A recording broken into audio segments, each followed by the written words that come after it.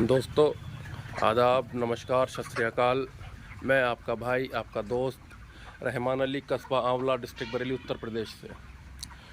दोस्तों, आज काफ़ी समय के बाद मैं ये वीडियो बना रहा हूँ। पीछे कुछ बिज़ी रहा था, इसलिए बना नहीं पाया था, और कुछ आज ज़रूरत भी ऐसी है कि वीडियो बनानी पड़ रही है, वरना समय आज भी नहीं था। तो जो हमारा आज का जो टॉपिक है, वीडियो के बनाने का जो मकसद है, वो ये है कि हम मुर्गे को किस समय में बेचें, कब बेचें, कैसे हमें मुर्गे को अपना बेचना चाहिए। तो दोस्तों, मैं ये मेरा मुर्गा आप देख रहे हो, ये तकरीबन 2800 से 2900 ग्राम का है। ठीक, कल मेरा मुर्गा नुकसान से बाहर बिक रहा था, तो मैंने बेचा था, जितना बिका उतना बेचा था। आज जो है मार्केट में थोड़ी लूजिंग है।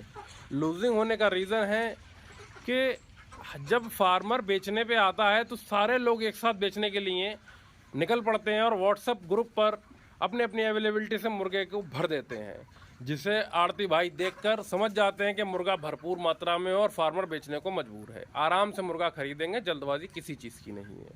और वो यही करते हुए दोपहर तक कोई फ़ोन आड़ती भाई का नहीं आता है और फार्मर प्रेशर में अपने मुर्गे का रेट डाउन कर देता है। हालांकि बिकना उतना ही है जितना 2 घंटे बाद बिकना था और जितना 2 घंटे पहले बेचा है मद्दा करके। तो दोस्तों, ये वीडियो बनाने का मेरा मकसद सिर्फ इतना ही है कि जब भी आप मुर्गा बेचने खड़े हो तो लाइन में लगकर मत बेचिए।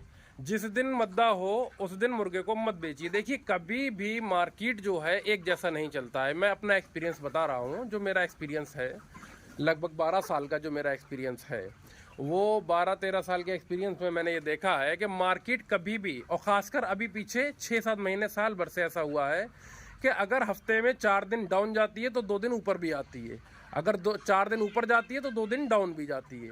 तो ज़रूरी नहीं है हमें डाउन वाले दिन ही मुर्गा बेचने के लिए लाइन में लगना है। अगर मुर्गा ही हमको बेचना है तो 1-2 दिन हम सब्र करें, 2-3 दिन बर्दाश्त कर लें। जिस दिन मार्केट का थोड़ा सारा ठीक ठाक रुझान हो उस दिन हम बेच लें। और ये ज़रूरी नहीं है अगर हम पे 1000 मुर्गा है तो 1000 एक ही दिन में बिक जाए। मान लो किसी का 500 बिक जाएगा, किसी का 800 बिक जाएगा, या 10,000 मुर्गा है तो किसी दिन 2000 बिक जाएगा, किसी दिन 5000 बिक जाएगा। ज़रूरी थोड़ी है कि 10,000 एक दिन बिक जाए। और फिर जिस तरीके से आप लाइन में लगकर चूज़ा खरीदते हैं, जब चूज़ा खरीदना शुरू करते हैं तब भी लाइन में लगकर खरीदते हैं तो चूज़े का रेट बढ़ जाता है कि पहले मैं ले लूँ, पहले मैं ले लूँ।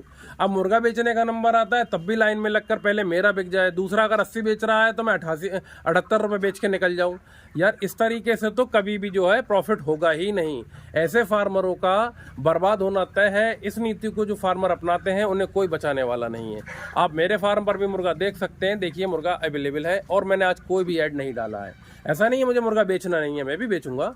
अगर रेट ऐसा होगा जो मुझे नुकसान से बच के निकल रहा होगा तब बेचूंगा। नुकसान से नहीं बच रहा होगा 2-3 दिन वेट करूंगा। हो सकता है 2-3 दिन में फिर वापसी ऊपर को आ जाए, या 2 दिन बाद फिर और नीचे चली जाए तो 3 दिन बाद ऊपर आ जाएगी। ऐसा थोड़ी है कि मार्केट नीचे ही रहना है। और एक चीज़ बताता हूँ मैं आपको, मार्केट ज़्यादातर नीचे रहने का समय कब होता है? जब हमारा मुर्गा 1700 ग्राम का है और मार्केट टूटना शुरू हो गई, तो दोस्तों उस समय में बेच के निकल जाना चाहिए, क्योंकि मार्केट का टूटना शुरू हुआ है और कब तक टूटेगी, कहाँ तक टूटेगी, ये कोई नहीं जानता।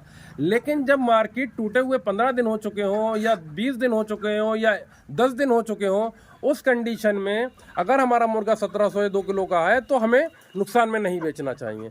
क्योंकि कोई भी जो परेशानी का समय मुर्गे में होता है वो अधिकतम 15 दिन से ज़्यादा नहीं हो रहता है। 15 या 10 दिन के बाद में कम से कम इतना रेट आ जाता है कि भारी नुकसान से हम लोग बच सकें। तो उस समय में हमें करना क्या होता है, 10 से 15 दिन के लिए हम फीड का इंतज़ाम कर लें और छोटे मुर्गे को हम कतई भी ना बेचें। और उस समय में अगर शुरुआत में हमारा मुर्गा, हम मोटे मुर्गों को रोक लेंगे और उस पर फीड लगा देंगे तो दोस्तों उसको रोकना गलत है। उसे कहाँ तक रोकेंगे? मान लो 20 दिन मार्केट चला गया, या 15 दिन चला गया, 25 दिन चला गया, तो वो तो और नुकसान में चला जाएगा। तो दोस्तों, आज की जो कंडीशन है, जो आज 22 तारीख है, 22 नवंबर 2023, इसमें क्या है कि पीछे 27 तारीख से, अक्टूबर की 27-26 तारीख से मार्केट टूटना शुरू हुआ था। तकरीबन 1 महीना होने जा रहा है। अब ये 2-3 दिन से मार्केट ऊपर आया भी था। तो कल बिकवाल इतना निकला था, बेचने वाले मुर्गे के इतने निकले थे कि समझ लो मार्केट बड़ा बढ़ाया, कंपनियों ने रेट बढ़ाया था सबने, और मार्केट में रेट डाउन करके बेचना पड़ा। इतने बेचने वाले निकल आए। तो यार, सबका तो बिक नहीं जाएगा। उतना ही मुर्गा बिका जितना बिकना था, रेट का नाश लगा लिया अपना। तो दोस्तों, मेरा कहने का मतलब ये है बस कि मुर्गे को तभी बेचें जब मुर्गे का रेट आपके नुकसान से ऊपर हो, प्रॉफिट चाहे हो ना हो, या नुकसान छोटा हो रहा हो, आपको बड़ा नुकसान ना हो रहा हो, और उसको 2 दिन 4 दिन फीड खिला लें। इस समय में खासकर नवंबर में या अक्टूबर में फीड खिलाया हुआ जो होता है वो बर्बाद नहीं जाता है, मुर्गे का वजन भी भरपूर आता है उन दिनों में। और चूज़ा खरीदते समय हमें हमेशा ये नीति अपनाएं कि चूज़ा लाइन में लगकर ना खरीदें।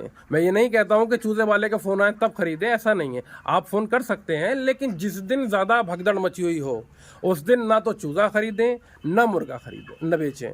इन दोनों की नीति को आप अपना लेंगे तो मुर्गी लाइन में आपको कामयाबी मिल सकती है।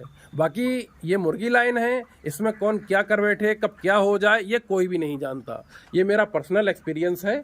जिसे सही लगे जानकारी वो उसको फॉलो करें, जिसे सही ना लगे वो फॉलो ना करें, वो अपने हिसाब से काम कर सकते हैं। मेरा बस इतना मकसद था कहने का कि नुकसान से कैसे बचना है वो मैं आपको बताऊँ। यही तरीका मुझे सही लगा, मैंने आपको बता दिया। आदाब, नमस्कार, सत श्री अकाल।